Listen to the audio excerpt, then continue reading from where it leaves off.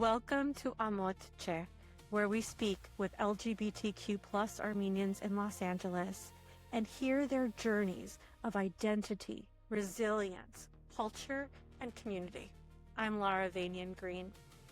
In partnership with the Los Angeles County Department of Mental Health, this series explores mental health, belonging, and the traditions that shape us. Honest conversations, practical support, and real people finding their way. You are not alone. Let's start the conversation.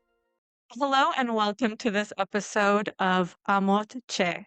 Today we're going to be talking about the importance of telling our stories and all the different ways that comes to life. We have with us author Talin Voskuni and journalist Lilian Avedian to talk a little bit about their creative process, their background, and how they tell their stories and what that representation means. So if you would please, can you give us a brief introduction of who you are and your work? Yeah, absolutely. Thanks for the intro. I'm very excited to be here. So I'm Talin Voskuni, and I'm the author of 3 queer rom-coms, Sorry Bro, Lavash at First Sight, and Our Ex's Wedding, and they're all Armenian stories. So it's very important to me to tell Armenian stories. I know we're going to get into that a lot. Hi, y'all. I'm Lilian Avedian. First of all, just have to say I'm so excited to be here. I'm such a fan of the 2 other women in this group. Thank you, Lara, for creating so many amazing platforms for telling our stories. And Talene, I'm such a fan of Sorry Bro and all your writing. So really cool to be here. So I am a journalist. Right now, I'm based in Nashville, Tennessee, working for a local newspaper called the Nashville Banner. Before this, I was working at the Armenian Weekly for a few years, where I feel very fortunate that I got to tell a lot of our community stories. And yeah, just excited to be here and talk about the importance of telling queer Armenian stories. Thank you so much. I don't know if you remember, Lillian, that you interviewed me for a GUSD piece that you were working on, and I told you about my daughter's experiences in the Armenian private school, and that was a really great article that came out, and I really appreciated the sensitivity and the honesty with which you covered the topic. Thank you. Thank you so much. Yeah, of course I remember that. And sensitivity is kind of huge, huge consideration when you're writing about queer Armenian stories, especially in journalism, but lots to say there. And telling your book, Sorry Bro, was the first time I had ever seen the representation of an Armenian American bisexual woman. The way that you told the story, it was such, I didn't know that I needed it. That's what I'll say. I didn't know that I needed to see myself reflected like that, with bringing in the culture and the humor and just the reverence with which you also treated the topic of sexuality and culture. I thought that was brilliant. I really love that book. Oh my goodness, thank you. I didn't know how much I needed it until I started writing it, and the words just poured out of me. Till then, I hadn't written anything about Armenianness. So I had years, decades of built up topics and issues to write about. And so it just flowed. And I'm so grateful I got the chance to share it with the world. And thank you for your kind words. I really appreciate that. Thank you. So I want to talk a little bit about how, because both of you are writers, so we can just have our little writers circle here now. I'm kidding myself in that guy. But how did writing come about for you, like as a creative expression? Sure, let me think about Well, this.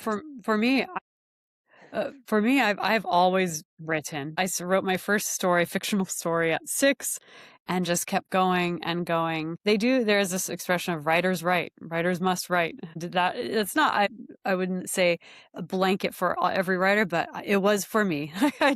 That is my form of self-expression. Often I wrote to escape, to have fun, for enjoyment, but also to understand myself and the world around me. I use my writing to make sense of the mess in my head and everything in my life and try and organize it in a way that I can then see clearly, what is my real point of view on this? What do I really feel? And what is the meaning here? So I've always done it. I was an English major at Berkeley, but not creative writing. They didn't actually have a major or minor there. I took a couple classes that they did offer and I loved those, but it was tough to write the first novel. I took a lot of classes later in my early 30s to try and unlearn everything I thought I knew. I thought I'm going to get good at this. I'm going to assume I know nothing.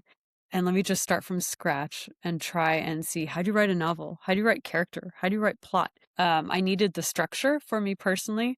So once I learned the structure, now it's just a joy because I can organize all my thoughts ahead of time and then I just play with it once it's time to actually draft and have fun. So I've always done it, but I was very intentional in my early 30s about trying to write a novel and romance novels in particular. What about for you, Lillian? Yeah. Well, first of all, I'll say I'm also a Berkeley graduate, so go Bears.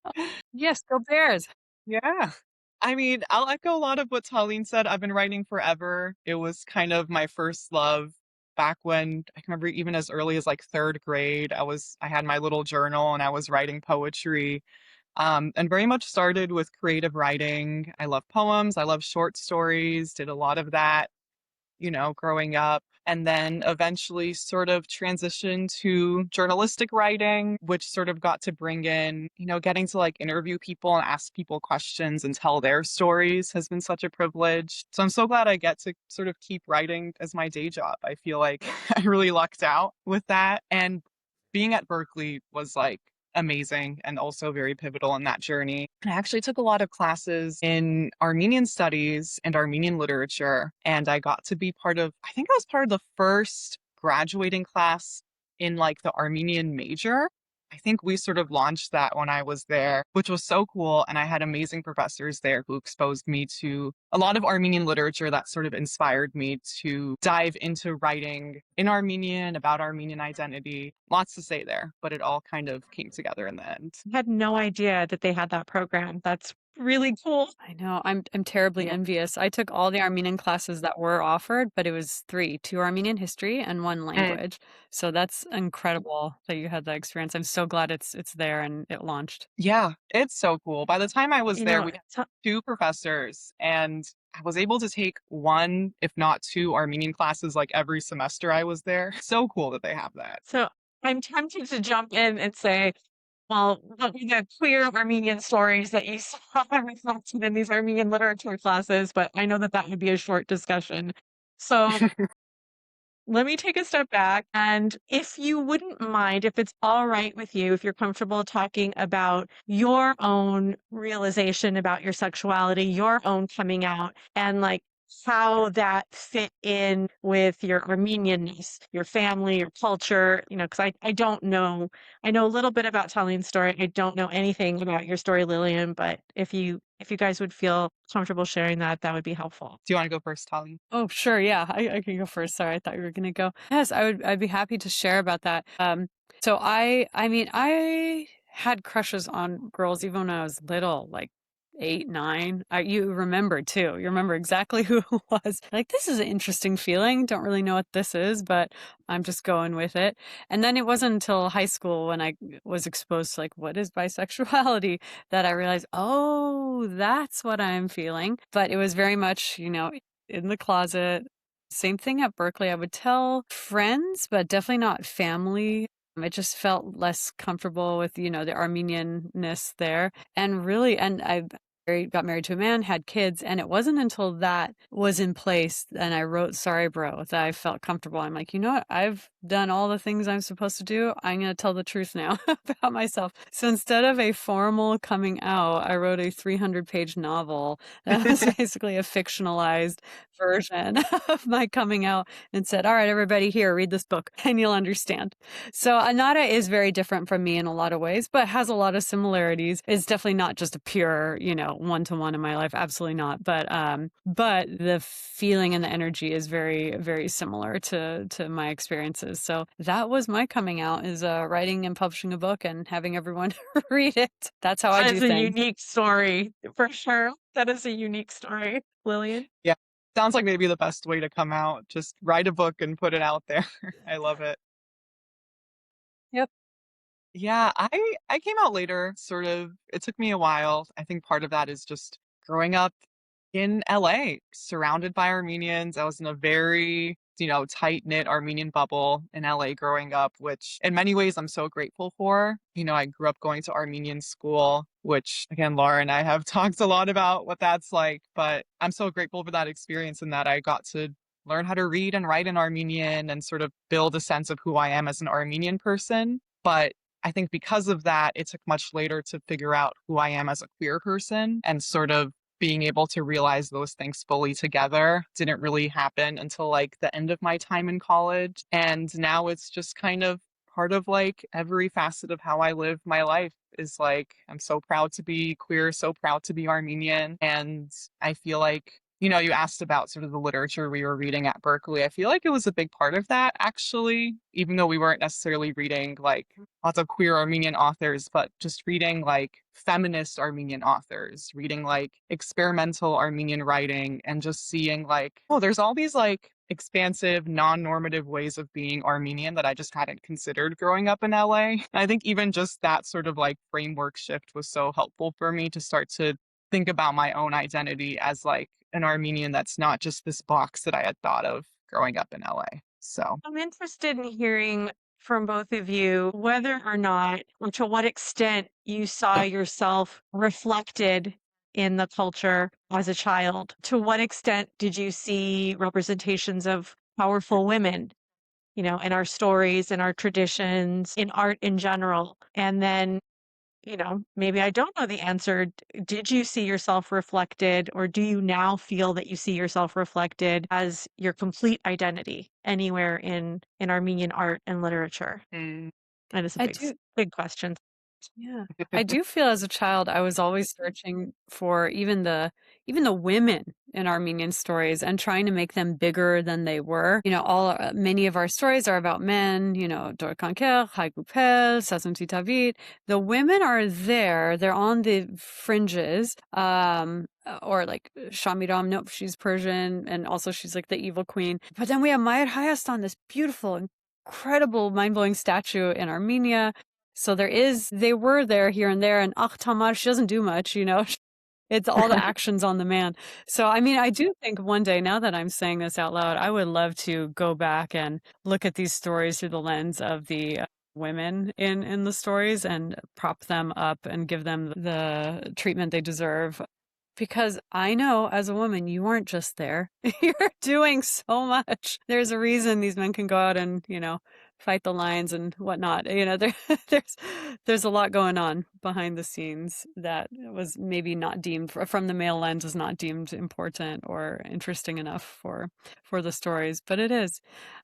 So I don't feel like I was as much. I'm also half Armenian, so there has always been this feeling of I'm not Armenian enough, I'm not white enough. In white spaces, I'm Armenian. In Armenian spaces, I'm like more white. I feel that less and less now, I think because I'm so comfortable with my Armenianness and truly like writing these books and being part of the literary canon, even though they are light, fuzzy books to a certain extent. I don't know. I feel like I have had some kind of impact, and I feel proud of myself. Like, yeah, I am Armenian. I've done this. I'm not perfect, but I've given this. So I feel good about that piece. And the queer piece, I just see it growing more and more, and I love it.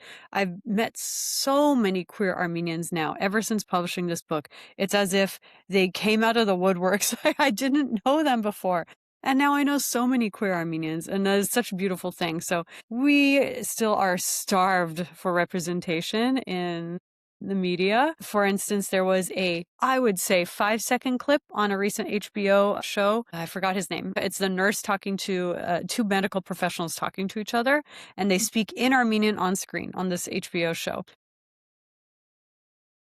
People were losing their minds and like crying, like, we heard Armenian on screen, and it's 5 seconds. And I get it because I felt it too. I was like, this is amazing, but we need so much more. So that's still one of my missions. Like, I know I'm not a very literary author. Like, I write commercial fiction, and I want to bring Armenianness to as many people as possible, to the masses. And I think that is the power of commercial fiction. Literary fiction can get drill deep into the emotions and just talk about the complexities in a way that is so important. But the power of commercial is sending that radar out to as many people as possible. And that is my goal, because I think we're not there yet. Absolutely. The reach of commercial work is to reach non-Armenian audiences. And, it's dual duty. It's reflecting accurate representations of Armenian women, particularly, and also introducing bits and pieces of our culture in a very fun way, in a very easy way to non-Armenians. Yeah.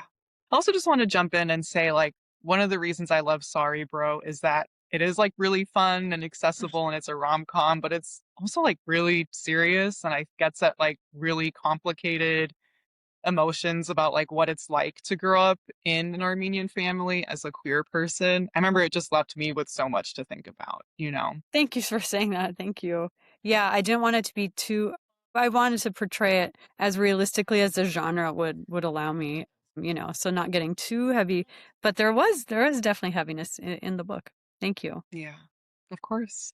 Just I think being queer in Armenia encompasses all of that. Like it's a joyful experience and sometimes like a hard one. It's survival, it's resilience. And I think it's just inherent to the identity, you know? Do you think the impact of invisibility is on mental health? So for the queer Armenians who are in the closet, unable to see themselves truly reflected, unable to come out, maybe unsafe in their family of origin to come out, what do you think that impact of that is on a queer person's mental health? Or how did it impact you if you were in that position? I can start out with this one just to say that growing up, I had very limited, if like no access to queer Armenian representation. That was just not a thing. And I think, again, the impact was just that it took a long time to figure myself out because of that. You know, I think part of the reason why I sort of first started telling queer Armenian stories as a journalist was sort of selfishly just that I wanted to meet other queer Armenians. You know, I was like, who are the queer Armenians? Where are they? Like, what can I learn from them? So I just started, interviewing folks about their experiences. And I had to do a lot of that before I can sort of start to say, okay, like, this is also my experience. And I can sort of start to put language to like these complicated things that I'm feeling. So it just took a lot longer than it would have. I think it also I think being able to, as a writer, like, I love language so much and just being able to like explain my own experience through language. I think it took longer to do that because I didn't have like the books or the writing or the literature that could sort of lay out that framework for me, if that makes sense. Absolutely. Yes, yeah. And to add to that, I think with not all, but a lot of, and I will say some mental health issues is this feeling of aloneness. I'm the only one. I'm alone in this. And I think even when we don't suffer from like an extreme mental health issue, all of us, I believe, humans are searching for understanding and being seen and being loved and understood. And I think when you see evidence that I'm not alone, it just can change everything for you. I mean, not with the Armenian issue here, but I had a really bad anxiety issue in my early 20s. And I remember thinking like, I'm not a normal person. What's going on with me? And I was talking to a law school friend of mine. We had graduated by then. And he was, to me, the most put together man I knew. Like, he had a great job. He always wore suits. Like, he was just like so polished. And I was talking to him about it, and he was telling me about how much anxiety he had. And I was like, you? Like, there's no way. Are you? And as he went along with it, I was like, oh, I am so not alone. And it was truly that moment that started changing things for me. It started me on my journey to healing from that. So I truly think that there is nothing like being seen and understood. And art can do that like no other a lot of time, but also having the in-person networks is so powerful. But it's possible that art can draw you to those networks and help you find your people. Absolutely. And thank you for sharing that story. I think it's one of the sort of magical powers of art in all its forms is that like soul to soul connection, having a sense of understanding that you maybe can't even put words to. I think that that's one of the Yeah. beautiful outcomes of good art, authentic art. Yes, being able to, let's say if you're reading a book, it's the author speaking to you through time and space, and you're connecting on something. It's so cool. I mean, just with anything, music, paintings, all of it, TV, film. It's such a gift we have in this life that we get to experience that.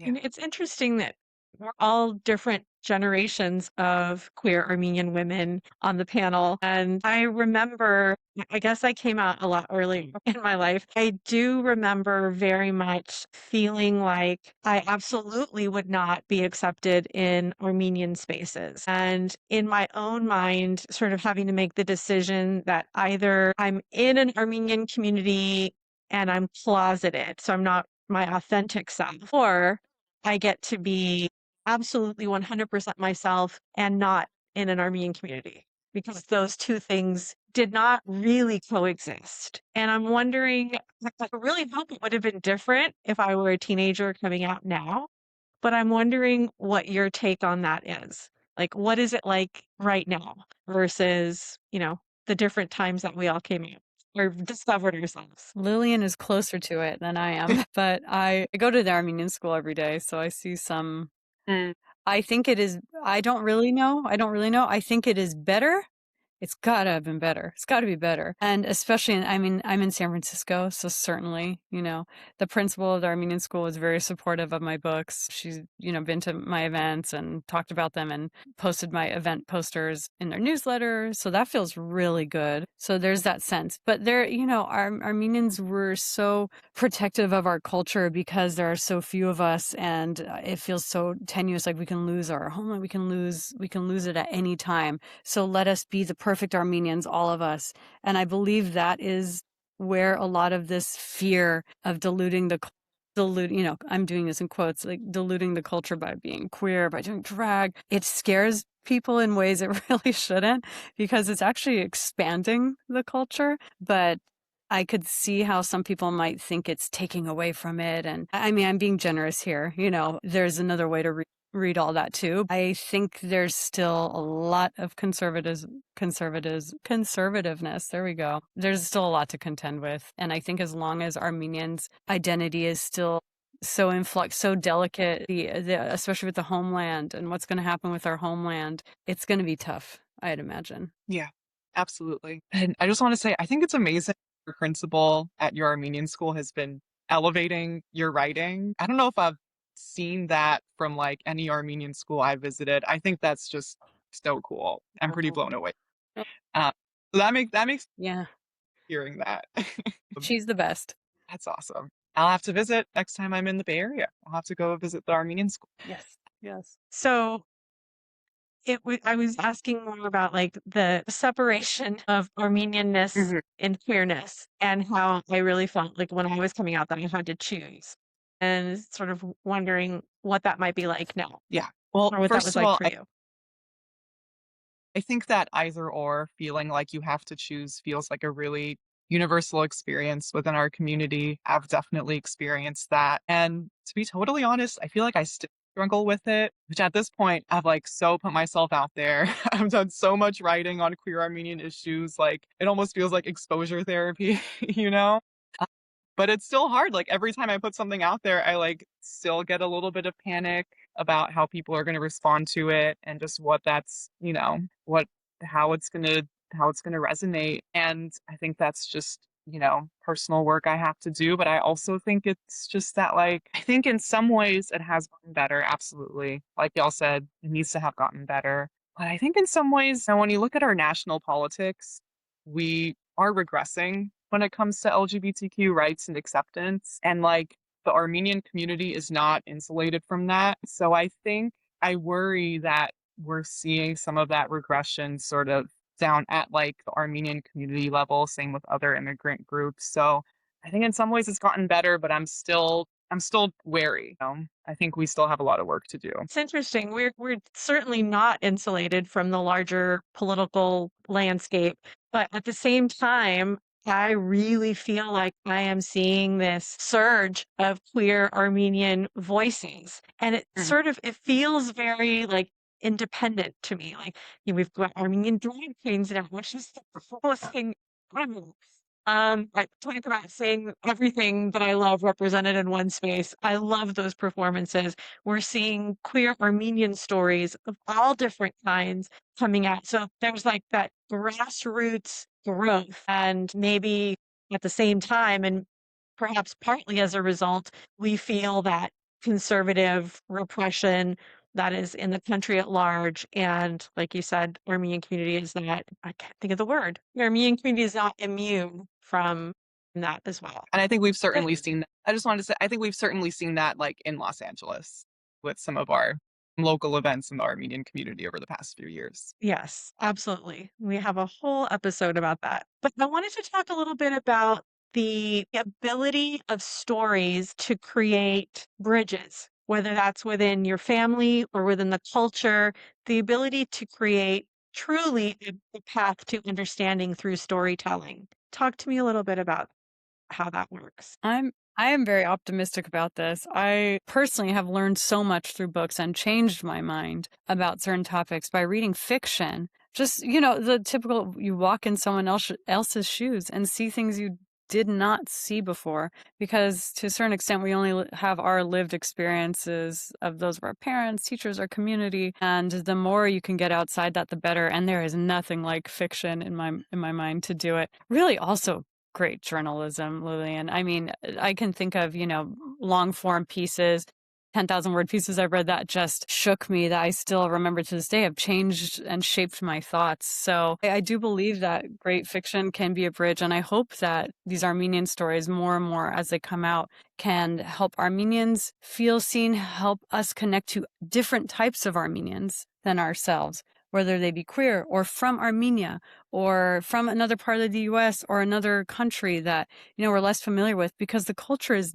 so different in each area. And, I do feel that still we don't have as much unity as we should. So I would love to hear all those voices as well. I'm ready to read the stories. 100%. And I'll just add, that's a big part of what journalism's all about, right? Part of the task of the journalist is to write for a large audience, to write for an audience that might have a different lived experience than the one in the story that they're reading. So it's something I very intentional about when I write queer Armenian stories, is that often I'm writing for an audience that maybe has never read a queer Armenian story, or maybe is uncomfortable with, the idea of, LGBTQ issues existing in our community. So I'm similarly very optimistic that if people, can read with an open mind, and if we can write toward that audience, that we can sort of bring people on board.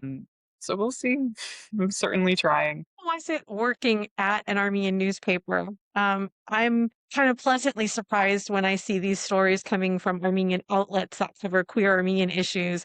I'm wondering, was there any pushback, or did you have to do any convincing? What was that environment like? Yeah, I will say I am so fortunate to have had amazing editors who were really on board.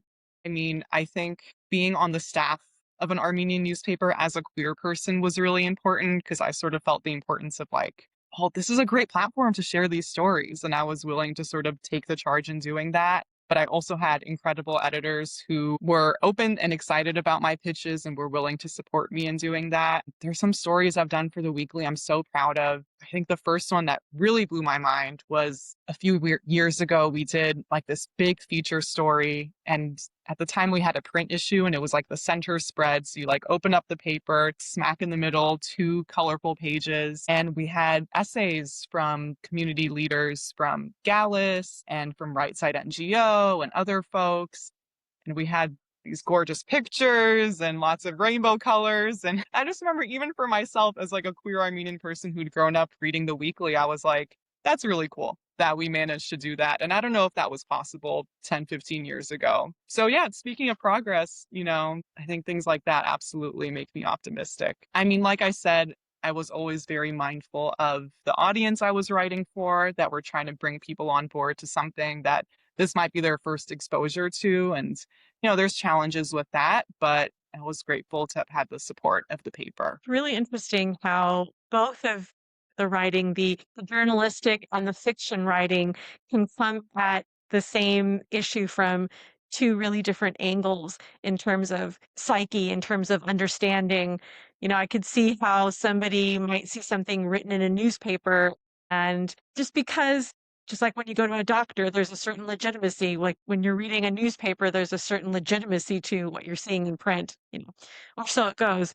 So some of the information is already treated with respect. And when it's written from a non-biased perspective, an objective or even slightly supportive perspective, how that can really impact somebody reading it. And on the other side of it, you have the fiction, which is all emotion, right? You can understand how this human character feels and what you can imagine what you might do in their place. And I think these are two really great ways at bridging the gap from it shouldn't be from anything. It's just bridging the gap for these stories in our community. Particularly, I think sometimes with the elderly folks who need a bit more explanation because a lot has changed in their lifetimes. And I can relate as I'm becoming an elderly folk. But I think that these stories are really important. Have you seen any changes? I know, Talene, did you talk to your grandmother, for instance, about, the story that you wrote?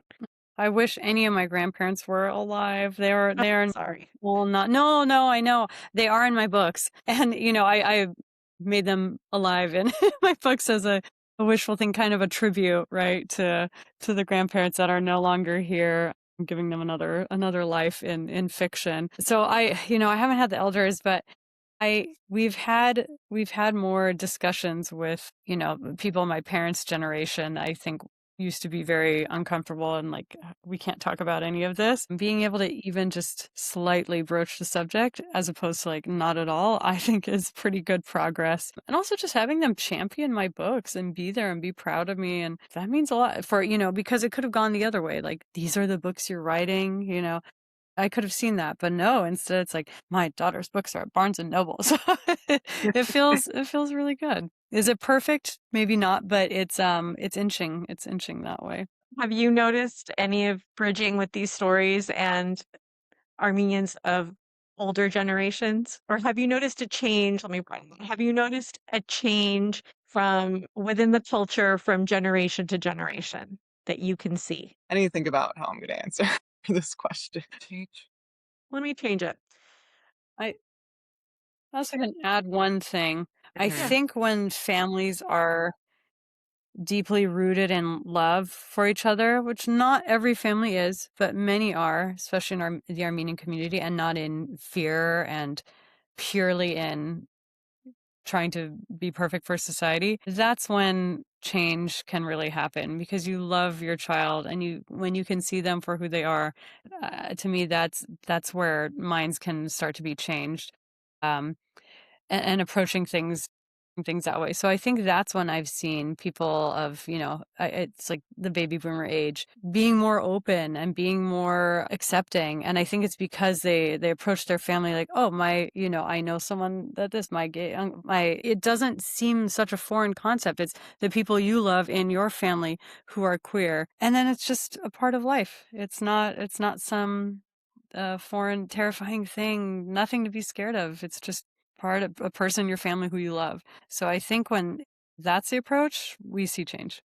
There are other ways too, but it's a lot easier that way. I mean, that's part of what your stories are doing is humanizing these characters and getting folks that may not come into contact with someone who is out and Armenian and queer. You're introducing a fictional character and in that way sort of go underneath the radar and get them to know a queer Armenian person and understand that person's humanity. Yes, I write my characters with tons of love, and I found it was Sorry Bro, people adore Yerebuni, the love interest, and I consider that a huge win because she is so queer and proud and just like has this confidence about her. And so if you can think like, wow, Yerebuni is what an amazing woman. This is this like model of how I wish I was, and she is proudly queer too. I think I hope that it can change hearts and minds. Were there any resources or outlets that helped you feel seen and supported? Yeah. I mean, here I want to definitely give a shout out to the Queer Armenian Library. If y'all haven't checked it out, it's an amazing online resource of queer Armenian literature and media and short stories and poems and I've spent a lot of time digging through there. And again, just exemplifies how much queer Armenian art is already there and making waves. And it's so cool that it's in one place as an archive. So everyone should check out Queer Armenian Library. I have to give a shout out to, Nancy Agabian, such a trailblazer in this space. Me is Her Again. Her memoir was published, I don't know how many years ago at this point, but like just evidence that like queer Armenians have been doing this for a long time, even if we're seeing sort of more visibility now. That's just such an amazing memoir and was really impactful for me. Thank you. I'm just seconding both these. I completely agree. And it's funny because I didn't learn about these people or resources again until Sorry Bro was announced and out there. So I was kind of in my own little bubble beforehand. And now, since had a wonderful tidal wave of queer Armenianness all around me, I also actually, while I was writing, or no, I think it was after I had written, but I was querying, trying to get an agent, I found Natalie Shirinian, I believe that is her name, her short film, Mama? Or something Mama. And I could not believe what I was watching. It's like, oh my gosh, this is like the film, sad, beautiful version of Sorry Bro. It was a similar feeling and idea, but in a completely different medium and genre. And it just made me feel like, yeah, there's so many of us out here feeling this. I'm not even the only one making art about this. It felt great seeing that, and I was completely blown away. I mean, for the young queer Armenians that are coming into their own, this is such a different landscape than existed 10, 20, 30 years ago. It's unbelievable. And I'm really proud to be sitting here with a panel who's had a hand in that at every step.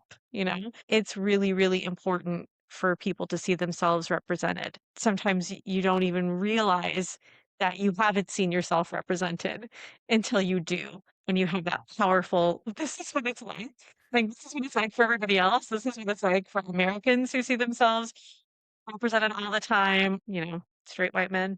How do you think that people can tell their stories in safe and empowering ways? What advice would you give to somebody who's thinking about telling their story in whatever medium that is? Well, nothing is ever 100% safe. You can try and do it the safest way that you can find, which is what I did, because I've joked with Laura, I'm the biggest coward, but but less and less so, I think, as time goes on and I get older. I think I don't care as much anymore, but but I used to care a whole lot. So nothing is ever completely safe, but you can find ways to tell your stories, at the time that's right, like I did. I waited until everything was perfect in my life, and then I told my story. You don't have to do it like that. But I say, tell your story. Make sure it's not very unsafe, of course. If one knows their family and their community better than,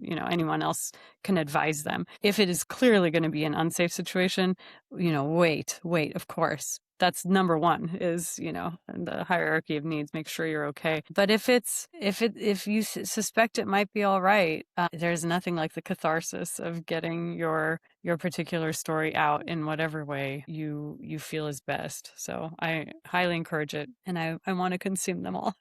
Yeah, that's such good advice. And I'll just say that, like, I think any queer Armenian who's like delving into storytelling is so brave, Yeah, I mean, I think, like I said before, like for me, it's like always a little scary, but it feels so important.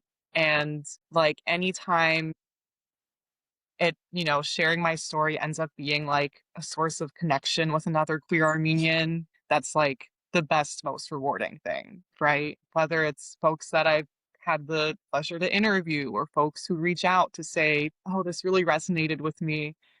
I'm like, that's all I could ask for, honestly. But yeah, I agree. Just wait until it's safe. I wouldn't want anyone to feel pressured to have to be visible. You need to use a pseudonym, do that. Like, there are a lot of safety factors here that people, that we shouldn't ignore. And I think about this a lot as a journalist. Like I mentioned before, like sensitivity in writing about queer Armenian issues is so important, especially when you're responsible for other people's stories. But I hope that more reporters can also dive into this space and do it responsibly. But like I said, the connection that comes out of it is just the most rewarding thing.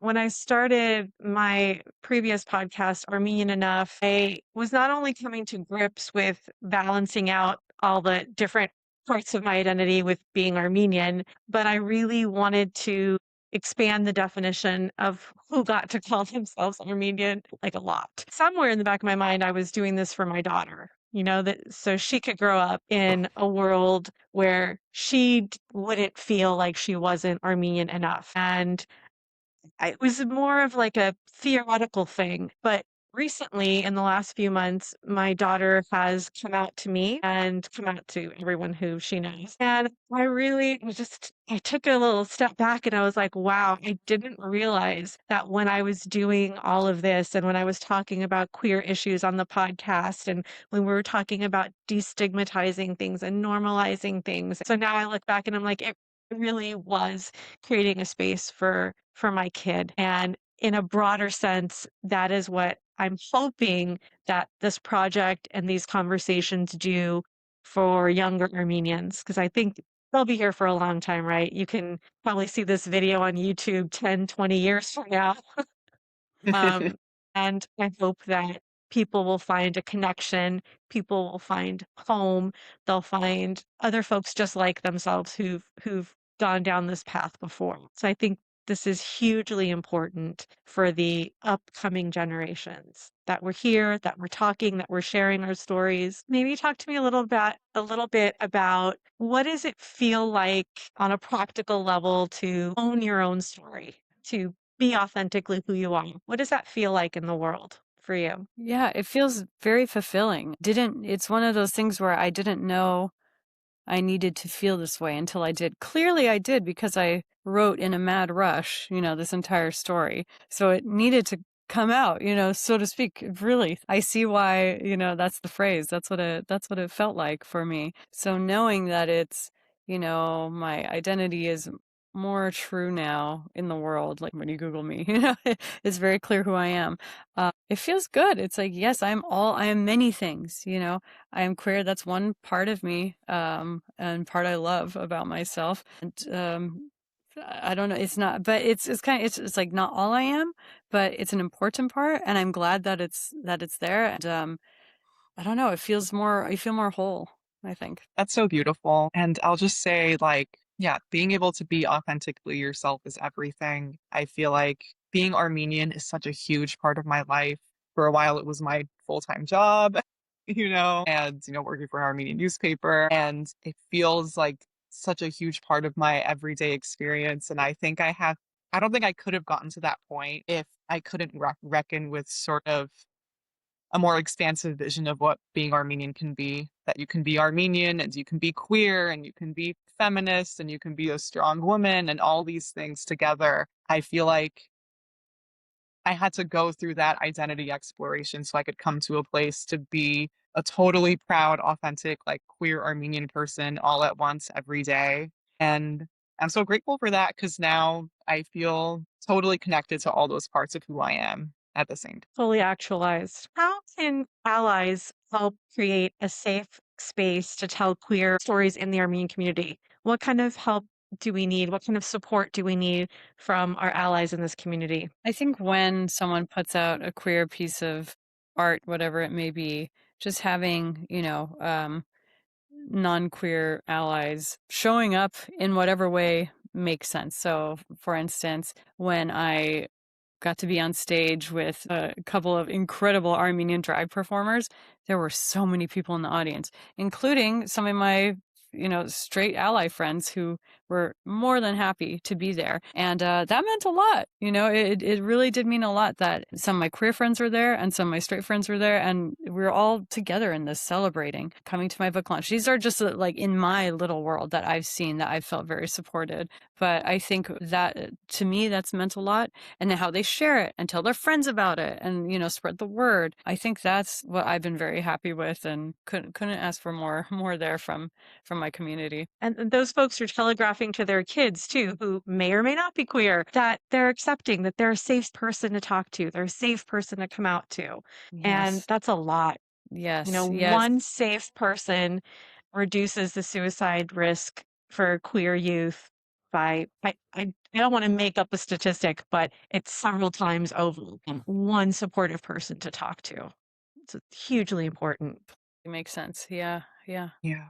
I'll just say I have so much FOMO when I see flyers for these amazing events that bring together drag art writers. I feel like that's happened a few times in San Francisco, and I'm always like, oh, I wish I could be there. This sounds amazing. We wish you could be there too. I'm going to the next one. Like I have so much FOMO that I can't anymore. I have to go.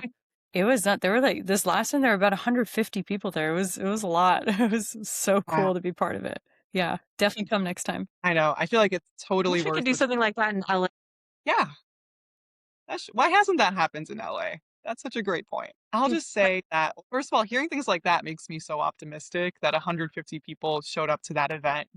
I think we need a lot from our straight allies. I think we need a lot from our straight Armenian allies, from straight folks in the Armenian community. Like I said a couple times on this podcast already, there's always an inherent risk in telling your story as a queer Armenian. And it's so worth it and it's so beautiful, but there is a risk. And as a straight person, that risk is not there for the most part, right? At least not in the same way. So show up, elevate our work. I think, structural supports like support queer Armenian magazines and outlets and performances. Just, yeah, I guess make it a part of how you show up in the community is to show up for this part of the community as well.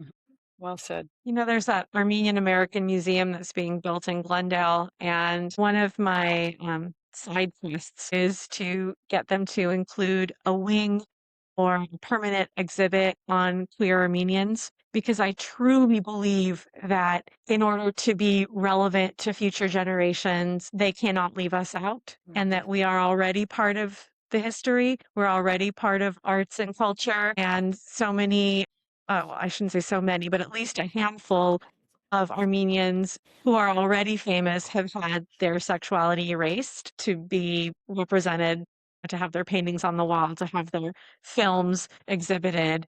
And I think that it's time that we open the doors to all of the community, honor and respect the whole community. Absolutely. Yes. I know. I can just imagine the sexuality being swept under the rug as if that's not relevant to the art itself, but it is hugely relevant. And then people get to see themselves, and kids get to see themselves and what they can be rather than face the erasure. And I think that, so much of our culture has been erased by outsiders. I think it would be absolutely foolish and destructive to erase the culture ourselves. Who would that serve? Couldn't agree more. I'll get off my soapbox. Yeah. Thank you so much for being part of this conversation. I wanted to wrap it up with kind of a more lighthearted question, not completely though. It's written off with something like, what's your favorite Armenian food, which I'm happy to discuss. But what I really wanted to know is, who is a queer Armenian artist that we should all get to know? Who is it that maybe we don't know or not enough people know, or that you would like to highlight or celebrate? Think we ought to get to know? I would like to highlight Hurair. He's a poet, an Armenian, queer Armenian poet. And on Twitter, on Instagram, he goes by Hurair H. Died, which is hilarious because it's actually, so I thought, oh, that's kind of interesting. I'll think about that. So Hadaid, when our Americans say it, it gets closer to Hurair than if they try and pronounce Hurair. So I was like, oh, because he's such a master of language, he's, found this DR connection. So anyway, that's him. So he's put out several books of experimental Armenian poetry, where he is testing the boundaries of what perfect Armenian language and spelling is. And he believes that we don't need to be perfect in our Armenian, but let's try and speak Armenian as much as we can. And, you can mix in English, you can mix in emojis, but that's another way to keep the culture alive. And when we're so worried about the being inaccurate or forgetting a word or whatever it is that we don't speak at all, that's doing a disservice to continuing the Armenian language, especially Western Armenian, which is an endangered language, and what he writes in. So everyone check out Horair's poetry. His book of poetry is called Jiv Jiv. He has several, but I think it might be Jiv Jiv 1 and 2. I'm not 100% sure, but I think so. Cool. Yeah, I love that answer. I love Horair and his poetry so much. So definitely check out his writing. I want to talk about drag artists. We've talked about drag a couple of times. It's come up a couple of times in this episode. And I was lucky enough to do a piece that was published in Azad Archives spotlighting some Armenian drag queens and kings and artists from around the world. I want to shout out Anushala from Toronto. I want to shout out Gigi Aries in Armenia, Rusty Hammer, Bala in Europe. Check out their Instagrams. Look for, when they have a performance coming up. I feel really inspired by the drag artists right now who are actively redefining what it can look like and feel like to be Armenian. I think drag is such a powerful medium for that kind of exploration. And I'm just so excited about all the drag that's happening in our community right now. I love it. We're looking forward to having an in-person event sometime in June after all the episodes are out. And we're hoping to have some drag Armenian artists at our in-person event in Los Angeles. So definitely stay tuned. Awesome. Thank you so much, guys. Thank you so much for joining me and for having this conversation and being open to sharing your stories. Lara, thank you so much. And you, Lillian, it's been such a pleasure getting to chat about these incredibly important issues and these very Armenian issues. Queerness and Armenianness are linked, and I'm glad we got this chance. Thank you. Couldn't have said it better. And thank you, Lara, for creating this platform for us to share our stories. My pleasure.